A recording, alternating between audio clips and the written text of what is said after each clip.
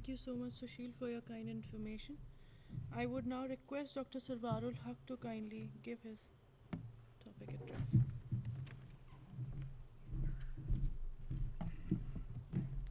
Thank you so much, sir, for this opportunity to present my paper before the distinguished guests and the eminent academicians. My topic is depiction of Netaji's revolutionary activities and his popularity in Urdu press. Indian Nation Army, also known as Azad Hind Fauj (AFH), was formed for the liberation of India from the British rule. It was formed in the Southeast Asia in the year 1942 by Indian nationalists and prisoners who wanted to throw off the yoke of foreign domination and liberate our country. The INA was initially formed under Mohan Singh, and after the fall of Singapore, the first INA under Mohan Singh collapsed. And finally, it was revived under the able leadership of Subhash Chandra Bose in 1943. Bose army was declared as the Arzi Hukumat-e-Azad Hind. It will not be an exaggeration if it is said that INA's organization planning was much more organized than any other organization in India during the Second World War, 1939 to 1945, for the sake of India's freedom. Subhash Chandra Bose's motive was very clear about the future of India, that India needs complete freedom from the British rule and not just transfer of power.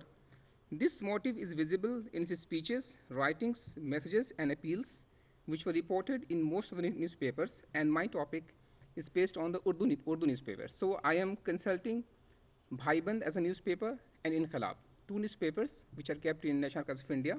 So I'm quoting the poetries and write-ups from those two newspapers. Most of the people who joined the army had no prior military experiences, and thus to ensure a well-trained army, Subhash Chandra Bose established an officers' training school for INA officers and Azad School for civilian volunteers. Many youth were also sent to the Imperial Military Academy in Japan for advanced training. Every soldier was required to spend about 6 to 8 hours of training daily. The training included physical training, army drill, and handling arms such as rifles, pistols, hand grenades, etc. The soldiers also attended lectures of Indian and world history and military subjects like map reading. The Urdu newspapers, posters, and pamphlets has widely reported the speeches, writings, messages, appeals, commandments, and articles of Subhash Chandra Bose on diverse fields like national unity, women participation in revolutionary activities, agriculture issues, farmers' condition, awareness among the youth, boycotting the foreign goods, and reviving charkha industry for Swadeshi goods. Lectures and poems on communal harmony among all communities, exposing the policy of the British policy of divide and rule, love for motherland, sacrifice for the dignity of motherland, brotherhood, greetings from INA on the occasions of festivals of all religion, and taking oath on every festival to uproot the foreign domination. These topics of national relevance and cultural importance define the personality of Netaji and INA during Second World War, as depicted in various Urdu newspapers. Plenty of poetries were attributed to Netaji in these Urdu newspapers and magazines, etc., on the above mentioned topics. Netaji and INA neither supported nor condemned two-nation theory at all. They talked much about communal harmony at the time when major national political parties and organizations were talking about two-nation theory coined in early 1940s. When the tall political personalities of Congress, Muslim League, and other organizations were fighting and debating on two-nation theory, it was only INA and Netaji Subhash Chandra Bose who never spoke in this regard and focused on communal harmony and national unity, as reported in Urdu newspapers. Again, if you look at the Indian freedom struggle, the political parties and leaders were confined to the transfer of power for their personal interest. The only person and the organization who was supporting and fighting for absolute independence, Poon Swaraj, was Netaji and his INA, which is visible in Urdu reportings. It shows that the common people of the motherland were not in the favor of partition. More than 20 lakhs, 2 million INA soldiers are mentioned in Urdu newspapers, Inqilab and Bhaiband. fighting for the freedom struggle. It is and it was highly unfortunate that after the independence of India on 15th August 1947, very, very less INA soldiers were recruited in the Indian Army or defense sector, though they were trained one. And the younger generation are still looking for this illogical reasoning that why the INA soldiers were not treated as the soldiers fighting for the motherland, despite having immense military warfare experiences. There is another peculiar instances in Urdu and Hindi newspapers where the Urdu paper starts its reporting with Vande Mataram and the Hindi newspapers report with Bismillah. Bhaiband, there are few copies are bilingual also, so in which they start with Bismillah and Vande Mataram for communal harmony. This was the message given by the INA at that time, when nation was engulfed in communal strife and demand of Pakistan.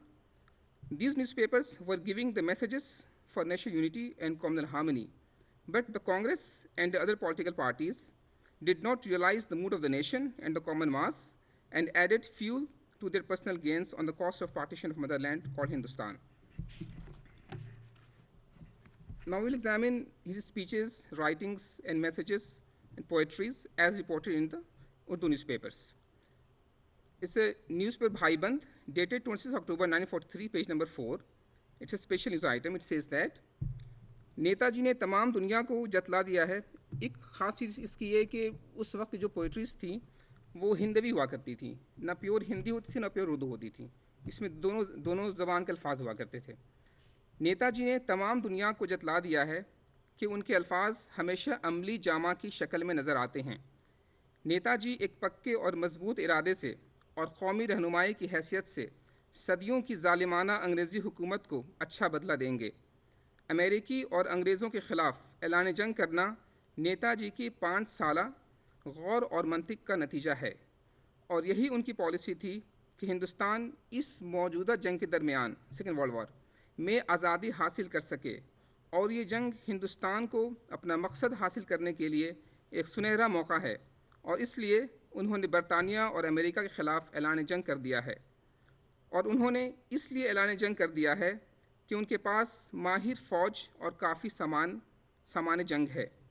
उन्होंने सिर्फ उन्हीं सिपाहियों पर भरोसा करते हुए ऐलान जंग नहीं किया जो कि उनके साथ पूर्वी एशिया में हैं, बल्कि उनके अपने काफ़ी आदमी यूरोप में भी हैं जो हिंदुस्तान की आज़ादी के लिए अपनी काफ़ी और पूरी कोशिश करेंगे, जबकि वो पूर्वी एशिया में अपनी जंग आज़ादी के लिए लड़ रहे हैं.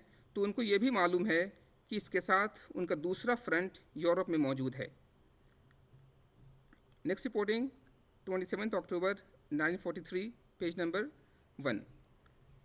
सिंगापुर से जो 18 अक्टूबर को खबर आई है कि नेताजी ने एक तकरीर में बयान दिया है कि 20 लाख हिंदुस्तानी सिपाही जो कि अंग्रेज़ों की तरफ से भर्ती हुए थे इस वक्त हमारे साथ लड़ेंगे, जबकि हम लोग दिल्ली को हमारे तारीख़ी कूच शुरू करेंगे. वो उन असलहों वेपन्स को लेकर हमसे मिलेंगे जो उनको अंग्रेज़ों ने दिया था. जब हमने थोड़ा अरसा पहले बर्मा की खुद मुख्तारी पर मुबारकबाद दी थी तो हमें मालूम नहीं था कि फ़िलिपाइन की खुद मुख्तारी का भी ऐलान इतना जल्दी हो जाएगा. आज हम फ़िलिपाइन के लोगों को इस बात की मुबारकबाद देते हुए इस बात का एहसास करते हैं कि वो मुबारक दिन कब आएगा कि हमारी कोशिशें कामयाब होंगी और हमारा मुल्क हिंदुस्तान भी जल्द आज़ाद होगा. इस मुबारक दिन को काबिल बनाने के लिए ए दोस्तों, तुम्हारा भी फ़र्ज़ है कि हिंदुस्तान के अंदर दुश्मन के ख़िलाफ़ चप्पा चप्पा ज़मीन के लिए कट मर जाओ और दुश्मन से हिंद की ज़मीन को हमेशा के लिए आज़ाद कर दो. Next reporting is 10 November 43, page number 2, issue number 50. दोस्तों, तमाम को ये पता चला है कि हमारा हिंद नेता सुभाष चंद्र बोस पूर्वी एशिया में है और उधर से हमारे प्यारे वतन के लिए एक आज़ाद हुकूमत खड़ी हुई है, और इसके अलावा एक कौमी फ़ौज भी खड़ी हुई है. और सब समाचारों में के मुताबिक आजकल हिंदुस्तान में बड़ी भूख है, जिससे बहुत गरीब आदमी फाके से मर रहे हैं, स्टार्वेशन से मर रहे हैं. और जालिम अंग्रेज़ न सिर्फ उनकी मदद नहीं करती बल्कि वो खाने का सामान जो देश में मौजूद है लेकर अपनी फ़ौज को दे रहा है. इस वजह से हमारे देश में तकलीफ़ भी बढ़ गई है और तमाम कौम की नज़र उस तरफ है जिस तरफ से कोई मदद आ पहुँचे. نیتا جی نے انگریزی حکومت کو بتلا دیا ہے کہ برما میں کافی چاول ملتا ہے اور میں نیتا جی اب 1,00,000 ٹن چاول بھارت بھیج سکتا ہوں. اگر انگریز حکومت اجازت دے تو میں فوراً جہاز بھیجوں گا، کیونکہ مجھے اپنے ہم وطنوں سے بہت ہی ہمدردی ہے، بہت محبت ہے. مگر ظالم انگریز حکومت نے نیتا جی کی اس بات کو نامنظور کر دیا. اب میں آپ سے یہ پوچھتا ہوں کہ کون سا ہندوستانی آگے کے واسطے ظلم کو برداشت کر سکتا ہے؟ کیوں ہم چپ ہو کر اپنے بچوں اور عورتوں کو بھوکا مرنے دیں؟ اس بات کے لیے انگریزوں سے بدلہ لینا ضروری ہے، اور ان تمام مصیبتوں سے وطن کو نجات دلانا ہمارا پہلا فرض ہے. پوربی ایشیا میں ہمارے بھائی تیار ہیں، اور جیسا کہ نیتا جی نے فرمایا ہے کہ راستے میں اور بھی لوگ تیار ہیں. جدھر ہم ظالم انگریز کو دیکھیں گے ادھر اس کو تباہ کر دیں گے، خواہ وہ یورپ میں ہوں یا ایشیا میں ہوں. نیکسٹ رپورٹنگ از ڈیٹڈ 22 دسمبر 43. میں خوش ہوں اور میں نے سنا ہے کہ آپ جلد از جلد برلن میں ایک جلسہ کریں گے تاکہ ہندوستان کی آزادی کی لڑائی میں ہمیں اور امداد کریں. میں آپ اور لیجن پر کافی فخر کرتا ہوں. میرے دونوں کے ساتھ تہ دل سے تعلقات ہیں. میں آپ کو ظاہر کرنا چاہتا ہوں کہ میں اور میرے ہم وطن جو پوربی ایشیا میں ہیں ہندوستان کی آزادی کا دن نزدیک لانے کی پوری کوشش کر رہے ہیں. جاپانی صدر اعظم کے اعلان کے مطابق اب آزاد ہند کی عارضی حکومت کو ایک خاص علاقہ ملا ہے، مگر یہ کافی نہیں.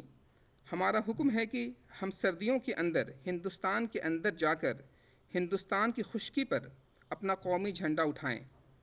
دہلی کو ہم تاریخی مارچ کا شروع کریں گے، جو کہ اس وقت ختم ہوگا جب ہم وائسرائے کی سرائے پر قومی جھنڈا اٹھا کر ہندوستان کے پرانے دارالخلافہ کیپٹل یعنی لال قلعہ پر فتح کی سلامی دیں گے.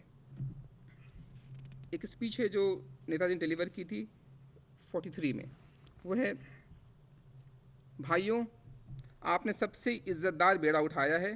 انسان خیال کر سکتا ہے کہ ایک ایسا کام بجا لانے کے لیے قربانی کو دریغ نہیں کرنا چاہیے. بھائیوں، آج کل آپ لوگ ہندوستان کی قومی عزت کے پاسبان ہو، ہندوستان کی امیدوں اور شوقوں کے مجسم ہو. اس طرح سے رویہ کیجیے کہ آپ کی آئندہ آنے والی نسلیں آپ پر فخر کر سکیں. آپ کے ہم وطن آپ کے لیے دعاگو ہیں، اور میں یہ کہتا ہوں کہ یہ دن میری زندگی کا قابل فخر دن ہے، اور ایک غلام قوم کے لیے آزادی کی فوج میں پہلا سپاہی بننے سے بڑی عزت نہیں ہے. حالانکہ اس عزت سے اس کے موافق ذمہ داری اور بڑھ جاتی ہے. مجھے یہ پکا معلوم ہے، اور میں آپ کو یقین دلاتا ہوں کہ میں اندھیرے اور روشنی میں، خوشی اور فکر اندیشی کے وقت آپ کے ساتھ رہوں گا. ابھی میں آپ کو بھوک، پیاس، لمبے سفر اور موت کے علاوہ کچھ درپیش نہیں کر سکتا، اور میں یقین رکھتا ہوں کہ آپ زندگی اور موت میں بھی میرے پیچھے چلیں گے. میں یقین رکھتا ہوں کہ آپ ایسا سلوک کریں گے اور میں آپ کو فتح آزادی تک پہنچاؤں گا. یہ خیال نہیں کرنا چاہیے کہ ہم میں سے کون جیتا رہے گا اور کون آزادی کو دیکھے گا. ہمیں یہ کافی ہے کہ ہمارا ہندوستان آزاد ہوگا. ہم کو اپنے وطن کی خاطر آخری دم تک قربانی دینی ہوگی. بھائیوں، میں دعا کرتا ہوں کہ قادر مطلق گاڈ ہماری فوج کو برکت دے اور آنے والی لڑائی میں ہمیں فتح حاصل ہو.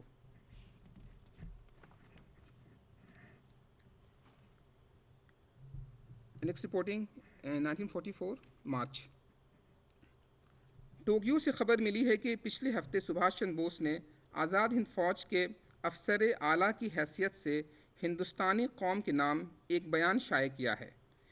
قوم سے اپیل کرتے ہوئے آپ نے فرمایا: تمام قوم کو موجودہ جنگ میں، جو کہ ہندوستان کی مشرقی سرحد منی پور آسام پر آزادی وطن کے لیے لڑی جا رہی ہے، حصہ لینا چاہیے. ہر مرد اور عورت کو ایک منظم ترتیب سے اینگلو امریکنوں کی فوجی کارروائیوں کے خلاف قدم اٹھانا چاہیے. بعد میں آپ نے انگریزوں کے طرفدار ہندوستانی سپاہیوں اور افسروں کے نام پیغام دیا: اے میرے قوم کے نوجوانوں، کتنے عرصے سے ہم اس وقت کا انتظار کر رہے تھے. آج وہ وقت آ پہنچا ہے کہ ہم بھی غلامی کی زنجیروں کو توڑ کر پھینکنے کے لیے قومی جہاد میں حصہ لیں. آؤ دشمن کا ساتھ چھوڑ کر قومی فوج میں شامل ہو جائیں. وقت ساتھ دے رہا ہے, خود بھی اپنی مدد کرو. آپ کے ارادے کی تبدیلی قوم کی قسمت کا پاشا پلٹنے میں کافی مددگار ثابت ہوگی. یہ لاسٹ رپورٹنگ ہے اس کی, اپریل 1944. ساتھیوں, آج مجھے آپ تمام لوگوں کو دنیا کے دوسرے گوشے سے آپ کی خیریت اور صحت کے لیے دعائیں بھیجنے کا موقع ملا ہے. میں خوش ہوں اور مجھے اس بات پر فخر ہے کہ ہندوستانی لیجن اب ہندوستانی قومی فوج کا ایک حصہ ہے. عارضی حکومت آزاد ہند کے قیام کے بعد, برطانیہ اور امریکہ کے خلاف اعلان جنگ کے بعد, قومی فوج کو مشرقی ایشیا میں اسی دشمنی کا سامنا ہے جس کا آج آپ کو یورپ میں, یعنی اینگلو امریکن طاقتیں, جیسا کہ میں نے آپ کو ٹوکیو سے اپنے پیغام میں بتایا تھا کہ جنگ عالمگیر ورلڈ وار, جس میں دونوں طرف کئی قومیں ایک دوسرے کے مقابلے پر ہیں, ہمیں مل کر ایک ہی دشمن کے خلاف جد و جہد کرنی ہے, اور ہندوستان کی آزادی ہماری مشترکہ فتح پر منحصر ہے. اس لیے آپ کو جہاں بھی دشمن ملے اس سے لڑنا چاہیے. آپ کو نہایت بہادری اور دلیری سے لڑنا ہے تاکہ آپ اپنے ملک کی شان اور شوکت کو قائم رکھ سکیں. ہمیں ایک سخت جنگ کا سامنا ہے اور ممکن ہے کہ یہ جنگ بہت لمبی بھی ہو. آپ جانتے ہیں کہ مجھے آپ لوگوں پر فخر ہے اور مجھے آپ کی حب الوطنی, پیٹریوٹزم, بہادری, جرت اور قربانی پر پورا بھروسہ ہے. آپ اس وقت دیار غیر میں ہیں, اس لیے یاد رہے کہ ہندوستان کی عزت آپ کے ہاتھ میں ہے.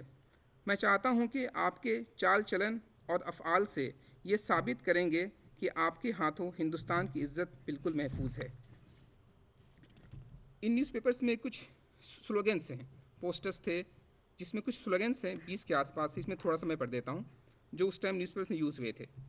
فرسٹ ہے, وطن کے واسطے جینا, وطن کے واسطے مرنا, سدا درد وطن کھانا ہے شیوے نوجوانوں کا. سیکنڈ سلوگن ہے, انسانیت کا دشمن انگلستان مرد آباد.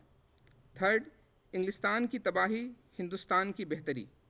فورتھ, بندے ماترم. نیکسٹ, ہندوستانیوں آزاد ہونے کے لیے آپس میں مل جاؤ. نیکسٹ, ہندوستان زندہ باد انگلستان مرد آباد. مشرقی ایشیا اعظم کی جنگ ہندوستان کی آزادی کے لیے سنہرا موقع ہے. نیکسٹ سلوگن, ہندوستان پر خدا کی برکت ہے, ہندوستانیوں پر اس کی برکت ہے. نیکسٹ, ہندوستان کے سپوتوں کی قربانیاں رنگ لانے والی ہیں, ہمت اور حوصلے سے کام کرتے جاؤ. نیکسٹ ہے, انگلستان کی بدبختی ہندوستان کی خوشبختی. نیکسٹ, ہندوستان کو اپنے آپ پر بھروسہ ہونا چاہیے, ان میں ہر کام کرنے کی طاقت موجود ہے. نیکسٹ, خدا کا شکر بجا لاؤ اور مخلوق سے پیار کرو. نیکسٹ ہے, خدا ایک ہے, ہندوستان ایک ہے. نیکسٹ, پرماتما کا دھنیہ واد کرو, مخلوق سے پیار کرو. نیکسٹ ہے, کام باتوں سے زیادہ ضروری ہے, جتنا تھوڑا بولو گے اتنی ہی طاقت کام کرنے کے لیے موجود ہوگی. نیکسٹ ہے, انقلاب زندہ باد, وندے ماترم. اور لاسٹ ہے, پوری آزادی یعنی پورن سوراج, وندے ماترم. 2-4 پوئٹریز ہیں جو کہ ان تھیمز پر ہیں, سبھاش چندر کی پاپولرٹی کو دکھاتی ہیں. یہ ہے, سبھاش جی وہ جانے ہند آ گئے. سبھاش جی وہ جانے ہند آ گئے, وہ ناز جس پہ ہند کو وہ شان ہند آ گئے. سبھاش جان ہند ہیں, سبھاش آنے ہند ہیں, سبھاش شان ہند ہیں, سبھاش کان ہند ہیں. سبھاش جی وہ جان ہند آ گئے, وہ شان ہند لائیں گے, وہ آنے ہند لائیں گے, امریکنوں کی فوج پر وہ قہر بن کے چھائیں گے. سبھاش جی وہ جان ہند آ گئے. غموں کی بدلیاں کھلیں, چمن کا پھول ہر کلی, ہنسی ہنسی خوشی خوشی باناز شوق گا رہی. سبھاش جی وہ جان ہند آ گئے. خوشی کا دور آ گیا, نشاط بن کے چھا گیا, ایشیا کا آفتاب ایشیا پر چھا گیا.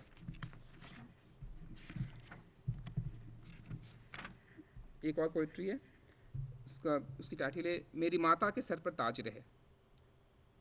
میری ماتا کے سر پہ تاج رہے, میری جان نہ رہے, میرا سر نہ رہے, سامان نہ رہے, ساج نہ رہے, فقط ہند میرا آزاد رہے. میری ماتا کے سر پر تاج رہے, میرے ہندو مسلم ایک رہیں, بھائی بھائی کا رسم و رواج رہے، میرے وید قرآن رہے، میری پوجا رہے وہ نماز رہے، میری ماتا کے سر پر تاج رہے، یہ کسان میرے خوشحال رہیں، پوری ہو فصل سکھ ساج رہیں، میرے بچے وطن پر نثار رہیں، میری ماں بہنوں میں لاج رہے، میری ماتا کے سر پر تاج رہے۔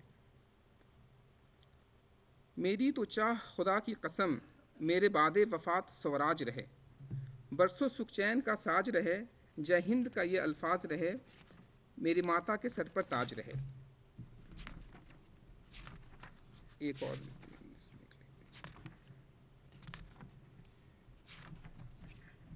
یہ اس کا ٹائٹل ہے وندے ماترم یاد وطن، دونوں ایک ساتھ۔ سنیے جناب ہم سے نام و نشاں ہمارا، کیا ہے مکی ہمارا کیسا مکاں ہمارا، کہتی ہے جس کو دنیا سونے کی ایک چڑیا، تم سوچ لو کہ ہوگا کیا آشیاں ہمارا۔ وہ لہلہاتا گلشن جس میں سمر ہیں ایسے، سمر از فروٹس، وہ لہلہاتا گلشن جس میں سمر ہیں ایسے کہ جس نے کہ اس کو چکھا وہ ہو گیا دیوانہ، دنیا نے اس کو چکھا ہے بے درد ہو کر لوٹا، پھر بھی ہے اس سے زیادہ زر و زماں ہمارا۔ کیسی زمیں ہے اس کی یہ آسماں سے پوچھو، گردش میں جس نے پیا نام و نشاں ہمارا۔ بارش میں گولیوں کی نہتے ہو کر کھیلے، بھولا نہیں ہے ہم سے وہ باغ جلیاں والا۔ سینے ہوئے تھے چھنی بارش میں گولیوں کی، لیکن زباں پر پھر بھی تھا انقلابی نعرہ۔ آتا ہے یاد مجھ کو وہ ہندوستان اپنا، وہ سیر اس چمن کی جو کر دیا ویرانہ۔ کانوں میں گونجتی ہیں پرجوش وہ صدائیں، تازہ ہیں جن کے دم سے یہ گلستاں ہمارا۔ سولی چڑھا تھا بے شک لیکن زباں پہ کیا تھا، ایک چیخ پر درد تھی وہ انقلابی نعرہ۔ دل پر زخم گہراتی ہے یاد تیری، میرا بھگت پیارا میرا بھگت پیارا۔ آنکھوں میں سما رہی ہے پاک روح تیری، جلدی ملیں گے بھگت تجھ سے آتا ہے دن ہمارا۔ کیا پوچھتے ہو ہم سے دکھ درد کی کہانی، کلیجہ تھام کر سننا درد پنہا ہمارا۔ اس سرزمیں سے پوچھو سب کیفیت ہماری، کیا رس بھرا تھا گلشن ظالم نے چوس ڈالا۔ کھلتی ہیں تیری بیڑی مت رو بلک اے ماتا، لے کر ترنگا جھنڈا آیا سبھاش پیارا۔ کیوں بے بسی پہ ہماری ہنستے ہو دنیا والو، اب بھی ہے تم سے اچھا ہندوستاں ہمارا۔ اب بولو یورپ والو ہستی تمہاری کیا ہے، لیکن ابھی ہے باقی نام و نشاں ہمارا۔ گلیا یہاں کی چھانی سب یورپ دیکھ ڈالا، ہر چیز میں ہے بڑھ کر ہندوستاں ہمارا۔ دنیا ہے چھان ماری دیکھا سبھی زمانہ، اپنے وطن سے بہتر کوئی نہیں ٹھکانہ۔ سب سے عروج پر تھا اور پھر ہے ہونے والا، ہندوستان کے ہم ہیں اور ہندوستان ہمارا۔ ایک لاسٹ کوئسچن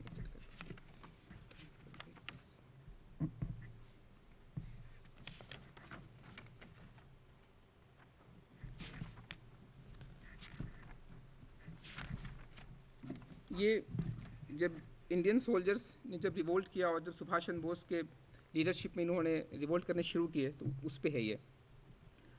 واہ واہ کیا خوب ان ہندیوں نے دھوم مچایا، اب تو ان ہندیوں نے انگریزوں کو مار بھگایا۔ ٹل نہیں سکتے یہ ہندی چاہے کچھ بھی ہو جائے، اب تو روتا ہے چرچل ان ہندیوں نے کیا کر دکھلایا۔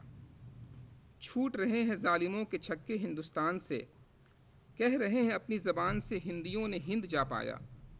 ہو رہا ہے گول بستر انگریزوں کا ہندوستان سے، اب تو ہندیوں نے اپنے ہند میں قدم بڑھایا۔ واول رو رہا ہے بد دعائیں چرچل کو دے رہا ہے، کہتا ہے کہ ہندیوں نے میری عزت کو آ ٹھکرایا۔ دنیا تو یہ جانتی تھی اتفاق نہ ہوگا ہندیوں میں، مگر اب ہمارے نیتا نے اتفاق بھی کر دکھلایا۔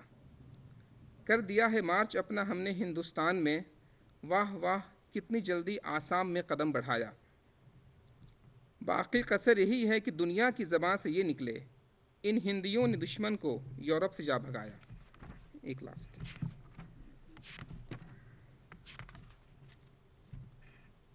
ہے یہ، ہند والوں کی خدا فریاد ہے، کر دے انگلینڈ کو تباہ یہ فریاد ہے۔ ظلم ڈھائے جا رہے ہیں ہندیوں پر، بدلہ دلانا تو تیرا یہ کام ہے۔